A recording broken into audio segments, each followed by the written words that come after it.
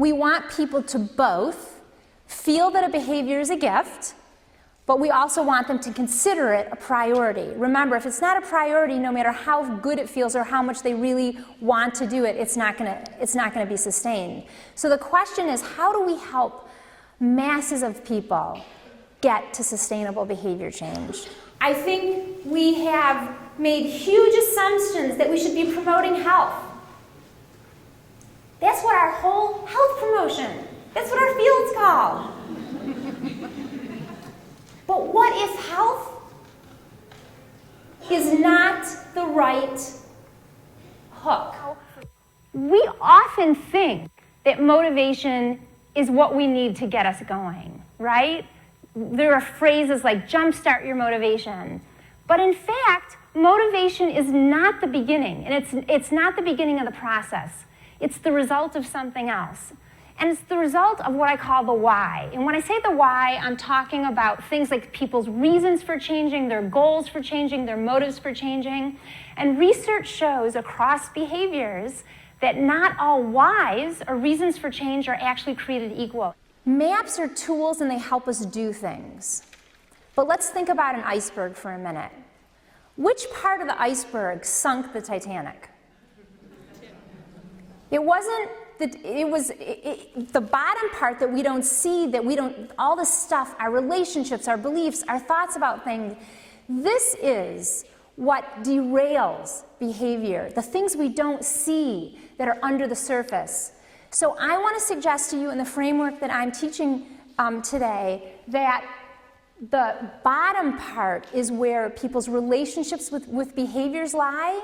And if we don't address these and help convert these behaviors into gifts and into essential fuel, the bottom is what's going to derail people every time. And the top part can help us, but we've got to address the bottom part and help people with the bottom part. We should be talking to kids about this. And again, I want to reinforce that it's easier for people to give themselves permission when other people do, because permission to prioritize literally has to do with changing the way our brain has been socialized since we've been kids. So this is the derailer of sustainability. It's not motivation. And switching motivation from a chore to a gift is easy. In fact, I'm shocked by how easy it is, but when I work with people and use the system that I relay in the book, systematically at the same points, people say the same things and make the change. This is the tricky one, because it has to do with our priorities, and our priorities reflect what society tells us is important and what we have internalized. So it's core stuff. It's doable, but it's easier when there are different systems and messages focusing and talking about it. So we need to help people see what the ROI is for them. Forget about what you care about the ROI, what our bosses care about the ROI, what Obama cares about the ROI. It's what people care about. And we need to teach them that 30 minutes of moving is not about 30 minutes of moving. It's about the other 23 and a half hours in our day. It's when we move more and have more energy and reduce our stress.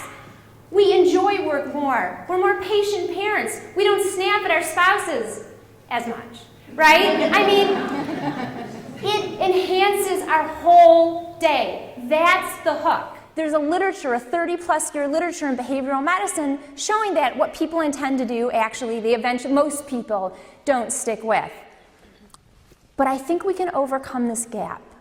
And I want to suggest to you that the way we're going to overcome this gap is through thinking more about decisions. And to do this, why decisions?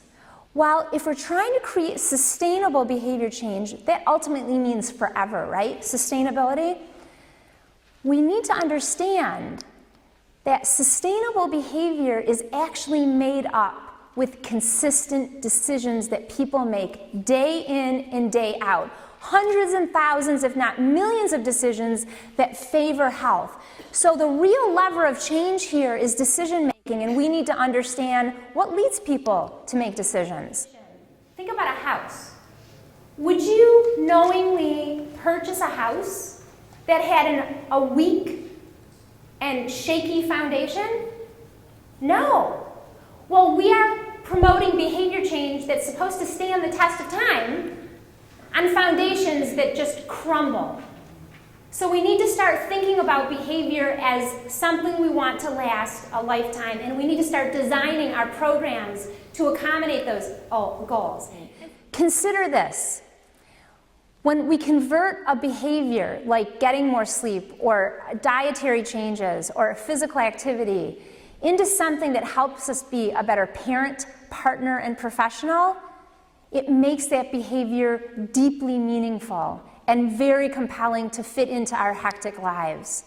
Thank you very much.